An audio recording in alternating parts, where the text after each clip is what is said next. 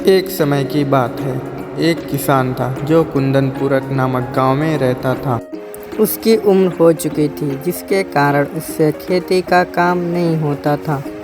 इसलिए उसने सोचा, क्यों ना मैं अपनी खेती की ज़मीन और अपनी भैंस बेच दूं। उससे जो पैसा आएगा उससे कोई नया काम शुरू कर लूँगा। अगले दिन उसने पूरे गांव में चर्चा फैला दी कि वो अपनी ज़मीन बेचना चाहता है और उसे कोई ज़मीन खरीदने वाला चाहिए। 1 महीने के अंदर उसे ज़मीन खरीदने वाला मिल जाता है।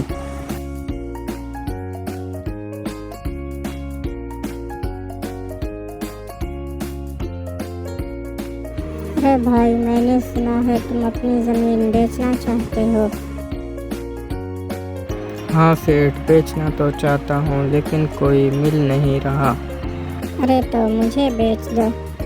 फिर किसान सेठ को ज़मीन बेच देता है। बस मुझे अपनी भैंस को बेचना है, लेकिन कोई आदमी नहीं मिल रहा जो भैंस को खरीद ले।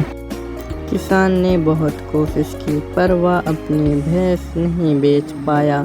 एक दिन किसान एक आदमी से अपनी भैंस बेचने की बात कर रहा था, तो उस आदमी ने बताया, शहर में मेला लगने वाला है, तुम अपनी भैंस को वहाँ क्यों नहीं ले जाते।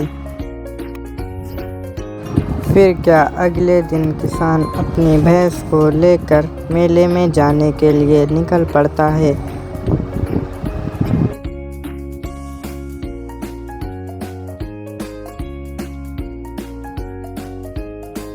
रास्ते में उसका सामना एक डाकू से होता है।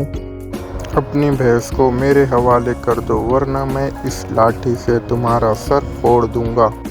ये सुनकर किसान डर जाता है और भैंस को डाकू के हवाले कर देता है।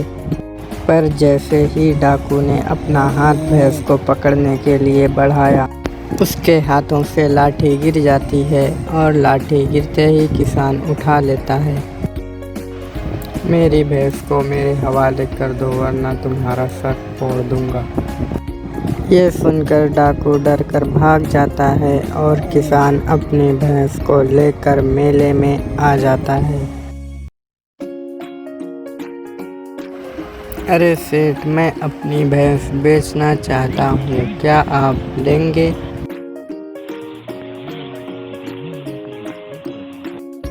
अरे इसमें कौन सी बड़ी बात है, मुझे दे दो।